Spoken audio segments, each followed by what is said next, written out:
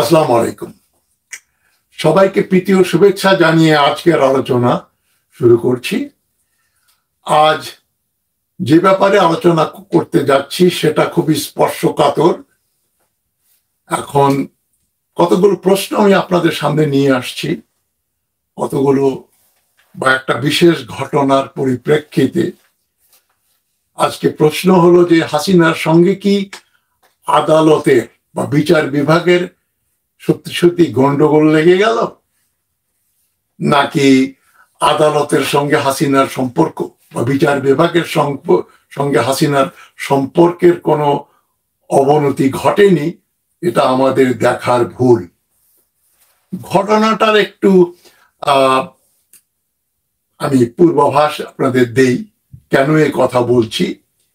আজ ঢাকা ট্রিবিউন 14 তারিখের ঢাকা ট্রিবিউনে একটা খবর এসছে, একটা টাইটেল, আমি হেডলাইনটা আপনাদের পড়ছি। Threat to US envoy, petition to file case against Awami League leader rejected. মানে মার্কিন যুক্তরাষ্ট্রের যে রাষ্ট্রদূত পিটার হাস, তাকে চট্টগ্রামের জনৈক ইউপি চেয়ারম্যান মুজিবুল হক চৌধুরী, যিনি সাম্বল ইউপি ইউনিয়ন পরিষদের বাঁশখালীতে ইউনিয়ন পরিষদের চেয়ারম্যান চট্টগ্রাম জেলায়, তিনি আবার ওই ইউনিয়নের আওয়ামী লীগের একজন কনভেনার, আহ্বায়কও বটে। তার বিরুদ্ধে আমরা শেখ হাসিনাকে বলতে শুনেছি যে পিটার হাসের বিরুদ্ধে যে তাকে মার লাগাবে, পেটাবে, আক্রমণ করবে, এই ধরনের বক্তব্য যে করেছে তাকে ছাড় দেয়া হবে না, তাকে ধরা হবে, তার বিরুদ্ধে অ্যাকশন নেওয়া হবে। কিন্তু গতকাল সোমবার 13ই নভেম্বর ঢাকা মেট্রোপলিটন কোর্টে, ঢাকা কোর্টের chief metropolitan magistrate Farzana Shakila Sumu Chowdhury, তিনি একটা রায় দিয়েছেন 13ই নভেম্বর সোমবার, যে এই যে অ্যাপ্লিকেশন, এই যে ফাইল, এই যে অ্যাপিল করা হয়েছে, এই যে কি বলে, যেটাকে বলে পিটিশন করা হয়েছে, সেই পিটিশনটা ডাজন্ট হোল্ড এনি মেরিট, এর ভিতরে কোনো সারবস্তু নেই, এবং এই মুজিবুল হক চৌধুরীর বিরুদ্ধে কোন রকম অ্যাকশন নেওয়া যায় না। কেননা এই পিটিশনের 2 পয়সা মূল্য নেই, এই পিটিশনের কোনো আইনগত এটাকে মেনে নেওয়ার কোনো বাধ্যবাধকতা নেই। এবং এই পিটিশনটা করেছেন ইন্টারন্যাশনাল হিউম্যান রাইটস কমিশনের বাংলাদেশ চ্যাপ্টারের একজন মেম্বার সদস্য এম.এ. হাশিম রাজু এবং আরো কয়েকজন এই বাংলাদেশের মানবাধিকার রক্ষার ব্যাপারে সোচ্চার হয়ে যে আবেদনটা করেছেন, এই আবেদনটাকে চিফ মেট্রোপলিটন ম্যাজিস্ট্রেট রিজেক্ট করে দিয়েছেন। কিন্তু আমরা দেখছি হাসিনা বলছে যে তাকে ছেড়ে দেওয়া হবে না, তার বিরুদ্ধে ব্যবস্থা গ্রহণ করা হবে।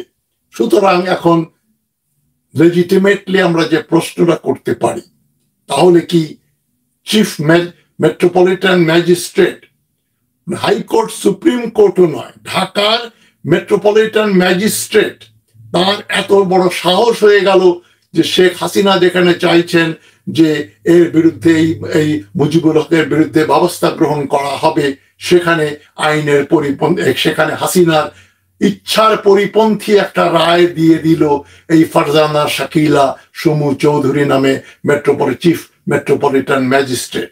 তার এত বড় সাহস।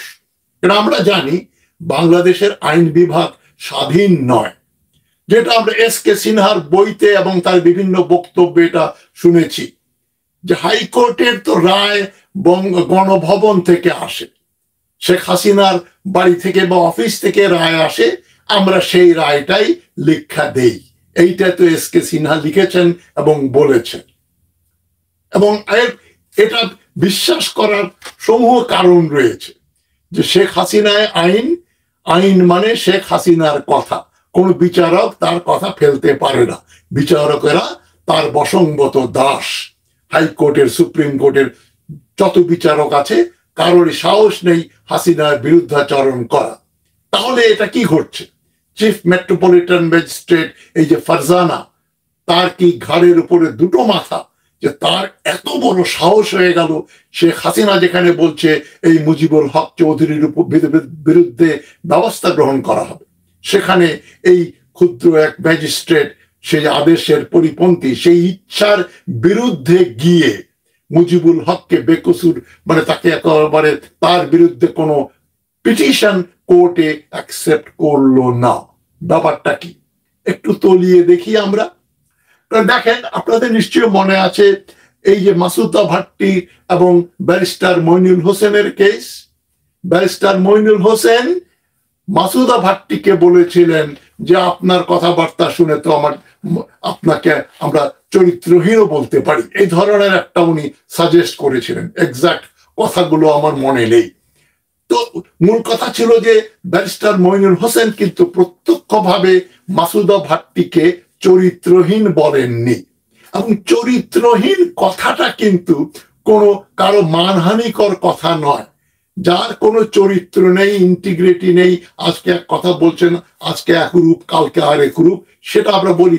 চরিত্র বলতে মানুষের যা বোঝায়, যেটা পার্মানেন্ট কিছু থাকে, সেটা বদলে যাওয়া, তাকে বা না থাকা, মানুষের যে সদ্গুণ তার, সেটাকেও আমরা চরিত্র বলি। সেটা বিলোপ পাওয়াকে বলা হয় চরিত্রহীন। যাই হোক, এবং সেই মানহানির কেসের মামলায় কি হয়েছিল? মাসুদা ভাট্টি মইনুল হোসেনের বিরুদ্ধে কোনো মামলা করেননি, কিন্তু শেখ হাসিনা গণমাধ্যমের দ্বারা বলে দিলেন যে আপনারা মইনুল হোসেনের বিরুদ্ধে মামলা করেন, তাহলে আমরা দেখব কি করা যায়। অ্যাজ ইফ উনি সুপ্রিম কোর্টের চিফ জাস্টিস, উনি বলছেন যে মামলা করেন। তখন একাধিক মামলা হলো মইনুল হোসেনের বিরুদ্ধে, মানহানির মামলা। এবং যেটা সবচেয়ে আশ্চর্যজনক ব্যাপার, বাংলাদেশের পেনাল কোডে মানহানির জন্য ম্যাক্সিমাম যে জরিমানা সেটা হচ্ছে 1 লক্ষ টাকা। 1 লক্ষ টাকা জরিমানা করা যায়, মানহানির জন্য কারো জেল হয় না। আর 2 নম্বর ব্যাপার হচ্ছে, যার মানহানি হয়েছে তিনি কেবলমাত্র যে তার মানহানি করেছে তার বিরুদ্ধে মামলা করতে পারেন। এখানে এটা ঘটলো না। মাসুদা ভাট্টি মামলা করেননি, তাও কোর্ট মামলা নিয়েছে, কারণ হাসিনা বলেছেন আপনারা সবাই মামলা দেন, কোর্ট মামলা নেবে। কোর্টকে মাথা পেতে হাসিনার কথা মেনে নিতে হলো, আইনের বরখেলাপ করে। আর আইনে যেখানে আছে মাত্র 1 লক্ষ টাকা জরিমানা, সেখানে আপনারা জানেন কিভাবে মইনুল হোসেনকে কয়েক মাস ঢাকা জেলে ফ্লোরের উপর শুইয়ে রাখা হলো। জেলখানায় তিনি 1 কম্বল মাথার নিচে আর 1 কম্বল গায়ে দিয়ে উনি মাটির উপরে ঘুমিয়েছেন। তাকে বাধ্য করা হলো, যেখানে মানহানির কেসে কোনো কারাদণ্ডের বিধান নেই। এবং ওই রকম সম্মানিত একজন ব্যক্তি, যিনি কেয়ারটেকার সরকারের একজন প্রাক্তন ছিলেন, উপদেষ্টা ছিলেন, তাকে ওইভাবে ক্লাস না দিয়ে তাকে ফ্লোরের উপর শুইয়ে তাকে তার বিরুদ্ধে অ্যাকশন নিল শেখ হাসিনা। কোর্ট হাসিনার কথা শুনল। তারপরে রাজশাহীতে আমরা জানি একটা ঘটনা ঘটেছিল। বিএনপির এক নেতা রূপক অর্থে বলেছিলেন যে শেখ হাসিনার কবর, রাজনৈতিকভাবে তাকে কবর দেয়া হবে। এটাকে বলা হলো শেখ হাসিনাকে হত্যা করার হুমকি দেয়া হয়েছে, এই কথা বলে তাকে জেলে দেয়া হলো।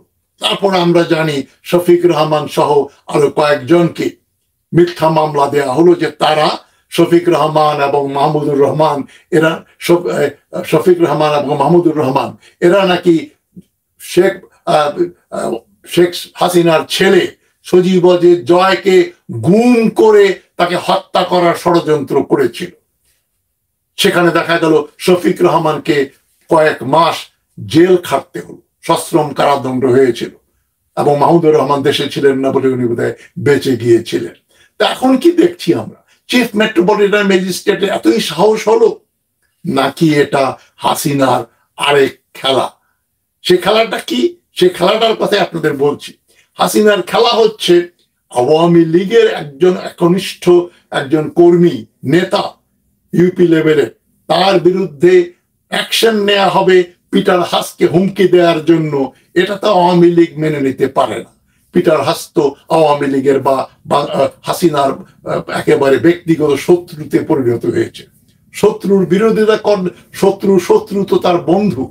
কিন্তু হাসিনা বারবার বলবে, সুযোগ নেবে। দেখেন, আমি আপনাদের বলেছি আমি কোনো আইনের ব্যাপারে হস্তক্ষেপ করি না, আমাদের আইন বিভাগ সম্পূর্ণ স্বাধীন।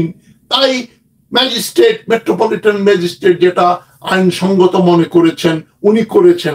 উনি মুজিবুল হকের বিরুদ্ধে কোনো অ্যাকশন নেননি, ব্যবস্থা গ্রহণ করেননি। আমার কি করার আছে? আমি তো চাইছিলাম যে মুজিবুল হককে বিরুদ্ধে একটা ব্যবস্থা গ্রহণ করা হবে।